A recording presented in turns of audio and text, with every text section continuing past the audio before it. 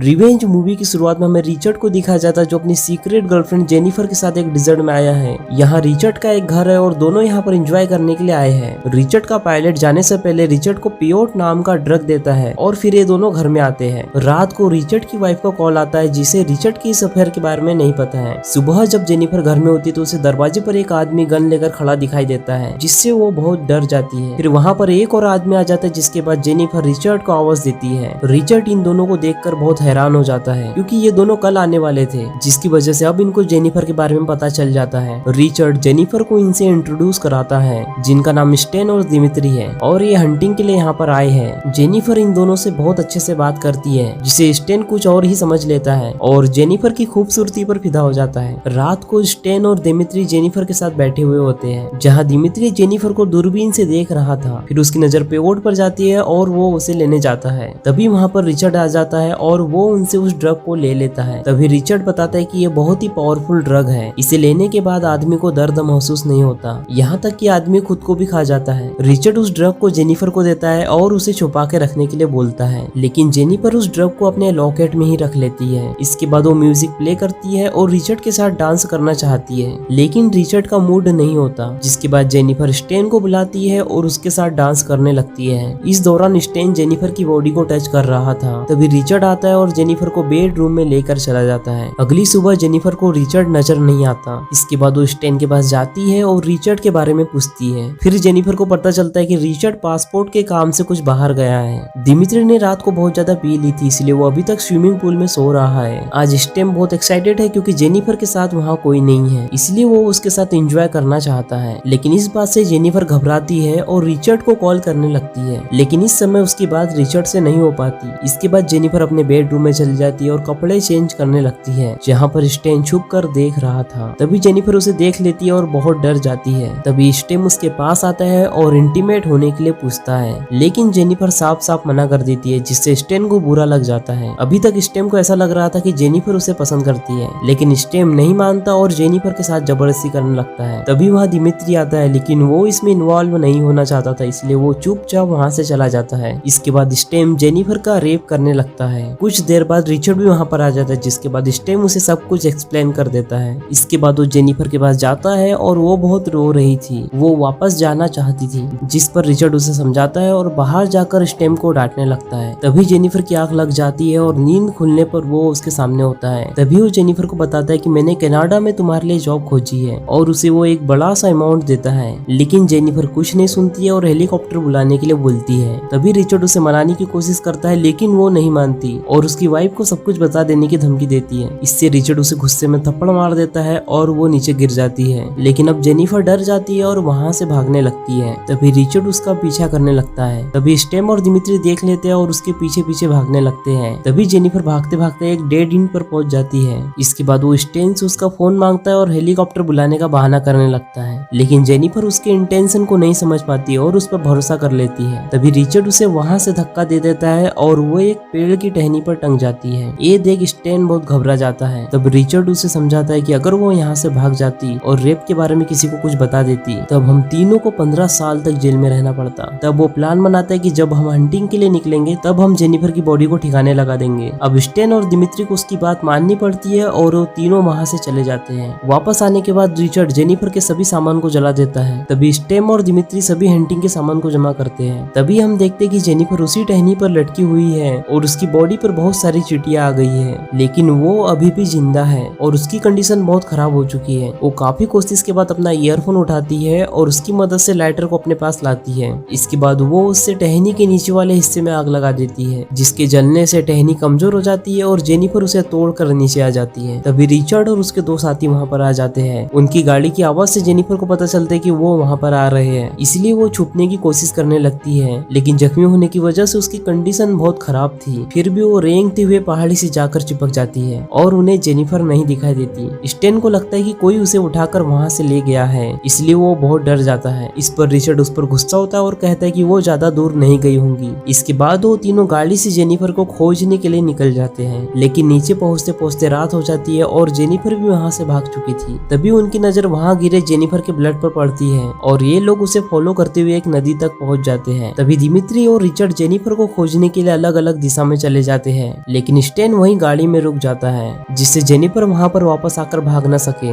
लेकिन उसे गाड़ी के आने की आवाज सुनाई देती है, जिसके बाद वो नदी में ही छुप जाती है। इससे दिमित्री उसे नहीं देख पाता और आगे चला जाता है। तभी किसी तरह जेनिफर नदी से बाहर आती है। तभी उसे दिमित्री दिखाई देता है, जो कि टॉयलेट करने में बिजी था। इसका फायदा उठाकर जेनिफर वहां पर चली जाती है और उसकी राइफल उठाकर उस पर पॉइंट कर देती है, लेकिन राइफल में बुलेट लोड नहीं थी। इसके बाद दिमित्री उसको मारकर नीचे गिरा देता है और स्टेम को उसके बारे में बताता है। ये सुनकर स्टेम को राहत की सांस मिलती है और वो म्यूजिक सुनने लगता है। अब इसी बीच दिमित्री उसे पानी में डुबाकर तड़पाने लगता है, लेकिन वो उसका चाकू निकाल लेती है और उसके आंख में घुसा देती है। अब दिमित्री का बहुत बुरा हाल हो जाता है और वो तड़प कर वहीं मर जाता है। इसके बाद जेनिफर चाकू निकाल लेती है और दिमित्री की बॉडी वहीं पानी में डूब जाती है। अब जेनिफर उसकी गाड़ी लेकर भागने लगती है, लेकिन बीच रास्ते में उसका पेट्रोल खत्म हो जाता है। इसके बाद जेनिफर को वहां से पैदल ही जाना पड़ता है और वो एक गुफा के अंदर छुप जाती है। जेनिफर वहां पर आग जलाती है और बैग में पड़ा हुआ सामान चेक करने लगती है। उसमें जेनिफर को एक बियर कैन मिलती है और वो उसे पी लेती है, क्योंकि काफी समय से उसने कुछ खाया नहीं था। लेकिन जेनिफर को बहुत दर्द होने लगता है, इसलिए वो रोने लगती है। तभी उसे रिचर्ड का दिया हुआ ड्रग याद आता है, जिसे उसने अपने लॉकेट में छुपा के रखा था। जैसे ही वो उस ड्रग को खाती है, जेनिफर पर उसका असर होने लगता है। पहले तो उसे बहुत अजीब लगता है, लेकिन बाद में उसे दर्द होना बंद हो जाता है। फिर जेनिफर अपना चाकू निकालती है और पेट में बने जख्म को थोड़ा सा बड़ा कर देती है। इस समय जेनिफर को ड्रग की वजह से कुछ भी दर्द महसूस नहीं हो रहा था। इसके बाद वो आसानी से अपने पेट से लकड़ी के टुकड़े को बाहर निकाल देती है, लेकिन वहाँ से बहुत ज्यादा ब्लीडिंग होने लगी थी, यानी कि खून बहने लगा था। इसीलिए वो बियर कैन को गर्म करती है और वहाँ पर चिपका देती है, जिससे ब्लीडिंग रुक जाती है। इसके बाद जेनिफर वहीं रेस्ट करने लगती है। सुबह होने पर रिचर्ड वापस आ जाता है और एक मरे हुए जानवर को स्टेन की जीप पर फेंक देता है। फिर वो नदी किनारे जाता है और मुंह धोने लगता है। तभी वहाँ दिमित्री की डेड बॉडी आ जाती है, जिसे देखकर वो डर जाता है और जीप में आकर बैठ जाता है। इस समय स्टेन को बहुत गुस्सा भी आ रहा था। तभी रिचर्ड उस डेड बॉडी को बाहर निकालता है और उसमें पत्थर बांध देता है। तभी दोनों मिलकर उस डेड बॉडी को पानी में डाल देते हैं। स्टेन इन सभी बातों के लिए रिचर्ड को ब्लेम करने लगता है। तभी रिचर्ड पंच मारकर स्टेन की नाक तोड़ देता है, जिससे उसका बहुत बुरा हाल हो जाता है। इसके बाद दोनों अपनी अपनी गाड़ी लेकर जेनिफर को ढूंढने के लिए निकल जाते हैं। इधर जेनिफर की भी नींद खुल जाती है। वो देखती है कि उसका जख्म भर चुका है और वहाँ पर बियर कैन का निशान बन चुका है। वो अपनी गन उठाकर बाहर जाने लगती है, लेकिन तभी रिचर्ड आकर वहाँ पर उसे गन पॉइंट कर देता है। इससे जेनिफर वहाँ कुछ नहीं कर पाती और रिचर्ड उसे शूट कर देता है।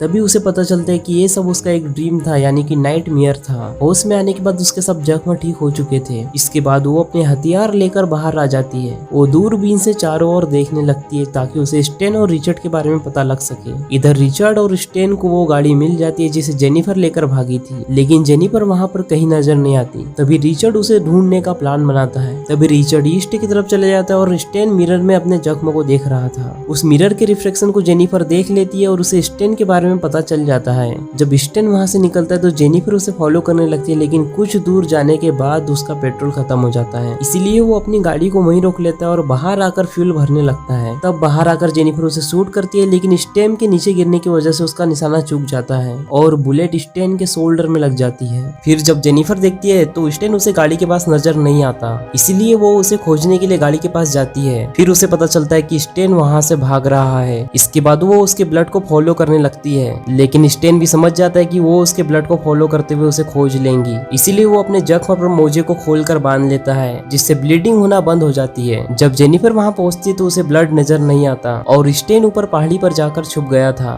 जबकि जेनिफर उसे खोजते हुए आगे चली जाती है। तब स्टेन नीचे आता है और पीछे से जेनिफर को शूट करता है, लेकिन उसका निशाना चूक जाता है और बुलेट जेनिफर के कान को जख्मी करते हुए निकल जाती है। इसके बाद जेनिफर वहाँ से भागने लगती है और स्टेन उसका पीछा करने लगता है। तब जेनिफर टॉर्च की ग्लास को तोड़कर रास्ते में गिरा देती है, जिसे स्टेन नोटिस नहीं कर पाता और ग्लास के टुकड़े से उसका पैर जख्मी हो जाता है। इससे स्टेन को बहुत ज्यादा दर्द होने लगता है। फिर भी वो अपनी पूरी हिम्मत से अपने पैर से ग्लास के टुकड़े को निकाल लेता है। इसके बाद वो वापस अपने जीप में आता है और जेनिफर को फॉलो करने लगता है। जेनिफर को पता चल जाता है कि स्टेन गाड़ी लेकर आ रहा है, इसलिए वो गन लेकर रास्ते में खड़ी हो जाती है। अब स्टेन जैसे ही वहाँ पर आता है, जेनिफर उसे शूट करने लगती है। इस बीच जेनिफर के 2 निशाने चूक जाते हैं और स्टेन उसके काफी नजदीक आ जाता है, लेकिन तीसरी बुलेट उसके सीधे सर में लगती है और उसकी मौत हो जाती है। दूसरी तरफ रिचर्ड स्टेन के वापस लौटने का इंतजार कर रहा था, लेकिन काफी समय बाद भी स्टेन वापस नहीं आता। इससे रिचर्ड समझ जाता है कि स्टेन भी मर चुका है। अब वो रिचर्ड यहाँ एक पल भी रुकना नहीं चाहता, इसलिए वो रोबोट को कॉल करता है और हेलीकॉप्टर लाने के लिए बोलता है।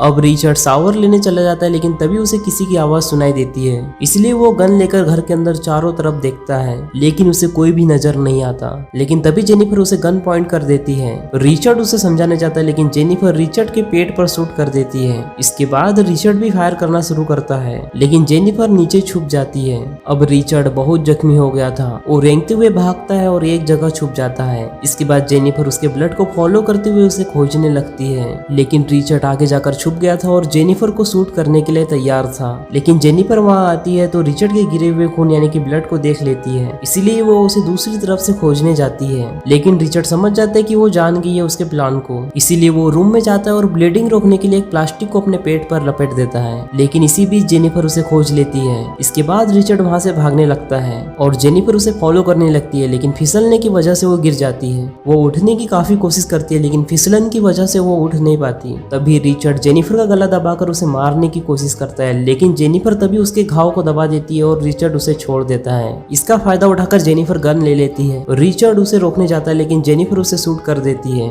इसके बाद खून में भरी जेनिफर बाहर आती है और उसे हेलीकॉप्टर के आने की आवाज सुनाई देती है और ये मूवी यहीं पर खत्म हो जाती है। तो दोस्तों, अगर आपको इस मूवी का एक्सप्लेनेशन पसंद आया हो तो वीडियो को लाइक एंड चैनल को सब्सक्राइब कर दीजिए। बाकी मैं मिलूंगा आपसे नेक्स्ट वीडियो में।